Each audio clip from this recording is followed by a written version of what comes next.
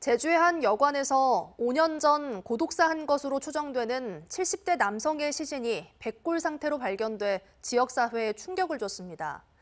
복지급여는 꼬박꼬박 계좌로 들어갔지만 기초생활수급 대상에서 제외되면서 관리의 사각지대에 놓였습니다.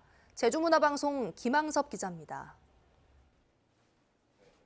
70대 남성으로 추정되는 시신이 발견된 제주의 한 여관방. 방 안에는 달력과 각종 의약품을 비롯해 신발과 옷가지 등 고인이 생활했던 흔적들이 고스란히 남아 있습니다. 경찰은 이 남성이 숨진 지 5년 정도 된 것으로 보고 있는데 같은 여관에 거주하는 사람들도 이 같은 사실을 몰랐다고 합니다. 여관은 폐업 신고를 하지 않았지만 5년 전부터 영업이 중단됐고 전기와 수도 공급이 끊긴 상태에서 몇몇이 무단 거주하는 것으로 알려졌습니다. 사람도 몰라요. 나 그런 사람 보지도 못했어요. 이런 데 누가 왜 살겠어요. 숨진 남성은 지난 2019년 2월 주민센터와 통화를 한 이후 연락이 끊겼고 2019년 3월 이후 진료 기록이 없는 상황.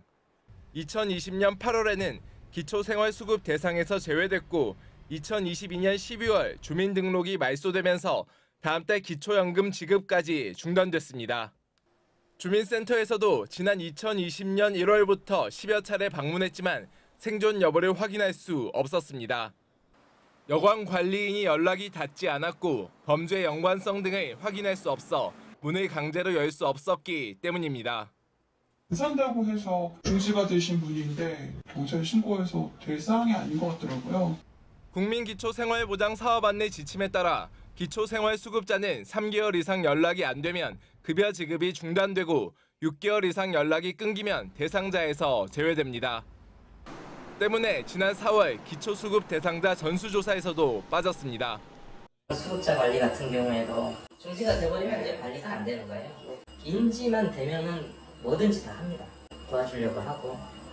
고인의 계좌에는 400만 원 남짓의 돈이 남아 있었습니다.